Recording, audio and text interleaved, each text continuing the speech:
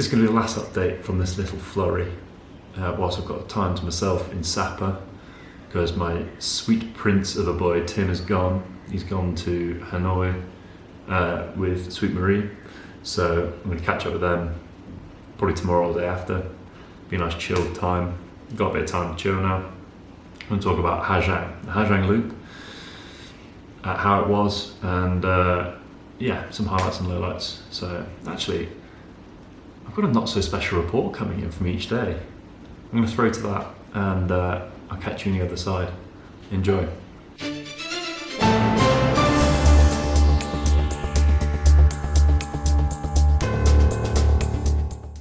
Okay, coming to you live from the field. We are not in a field, we're near a field. It's a big forest vibe. We'll do a quick spin round. So we're currently on the Ha Giang Loop. We are at we've stopped maybe 6 times, which feels slightly excessive. But it is nice. We just had a bit of a waterfall, which is lovely. Hence why the hair is horrific. I've got some lovely elbow pads on and knee pads. I decided I'm too big for Vietnam, and I don't feel the bikes particularly well. And the guys laugh at me every time I get on the bike, so that's demoralising. Not a huge fan of that, but it's still fun. It's still a nice time. And one more time, just for that view. Isn't that lovely?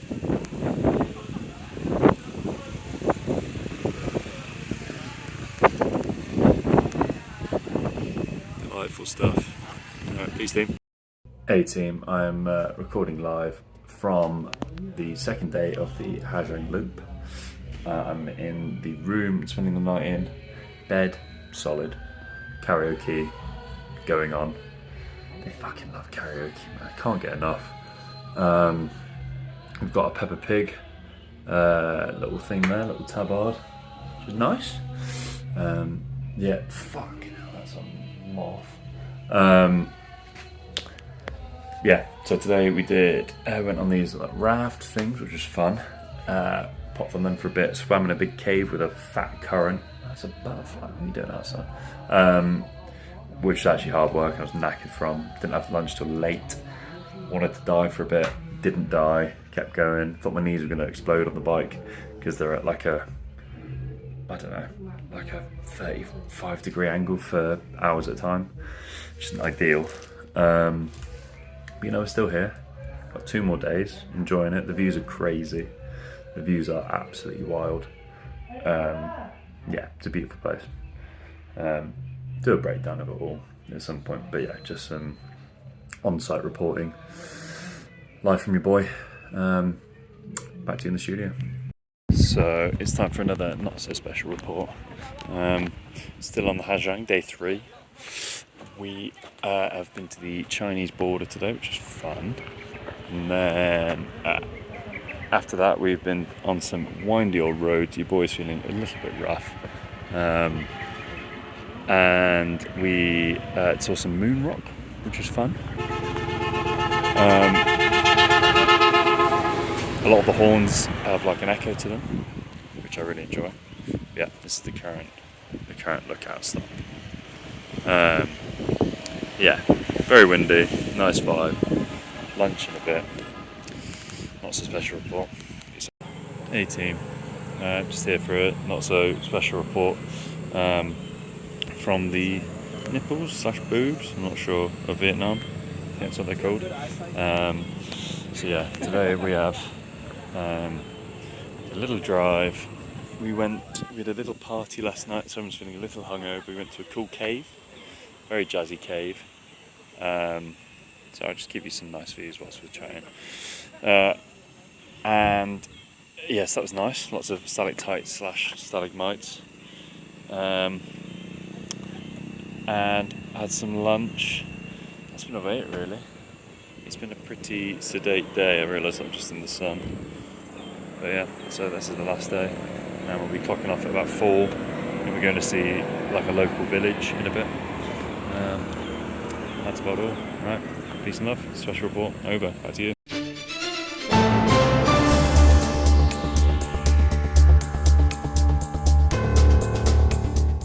Okay, so I hope you enjoyed that not so special report. I've got a quick few highlights, lowlights to go through from the Ha Giang Loop. It's quite a big thing. It's fun.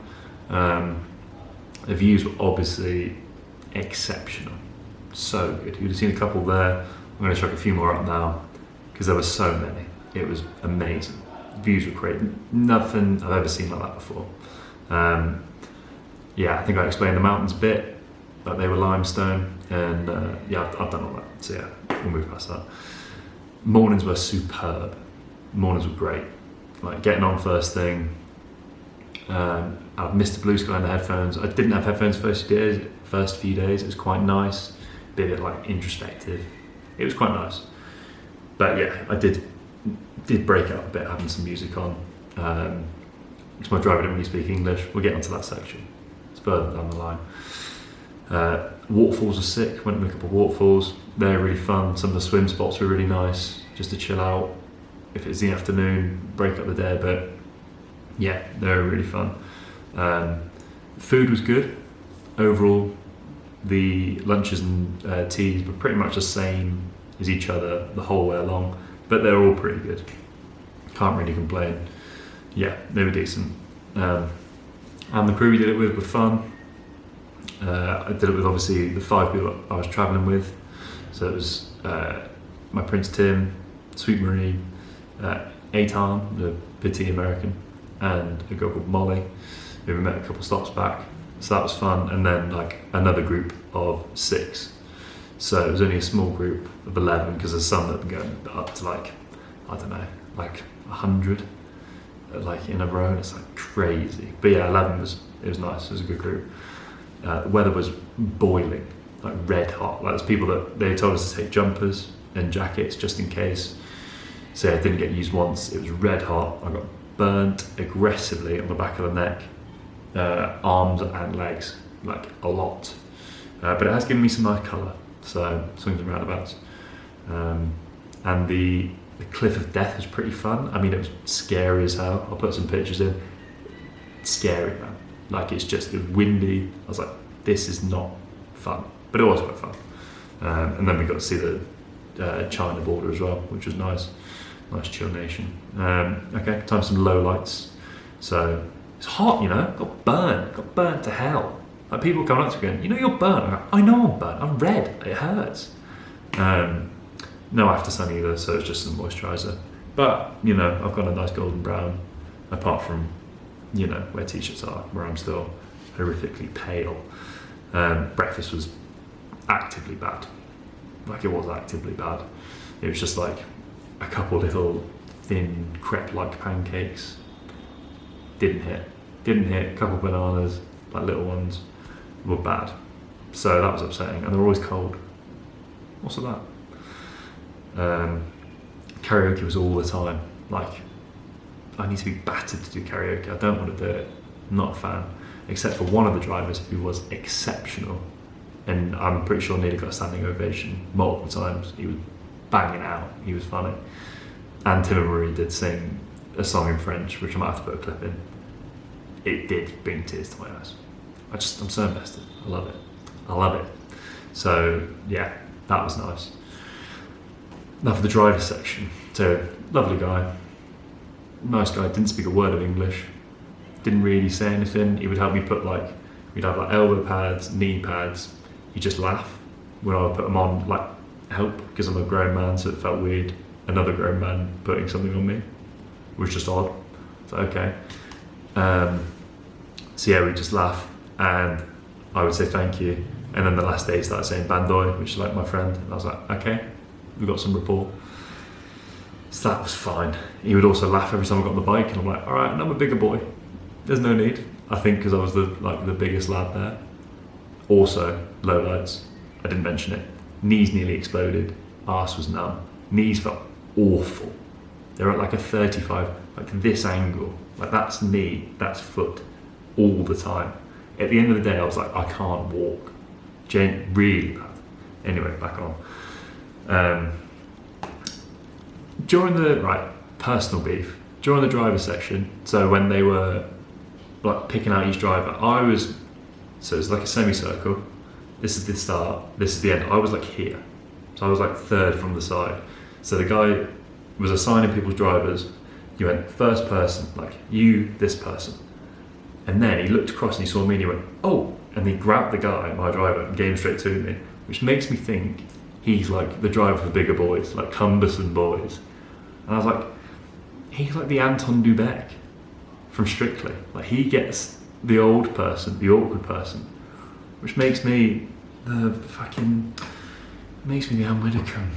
It makes me the Anne Widdecombe, which is, it's not good, is it?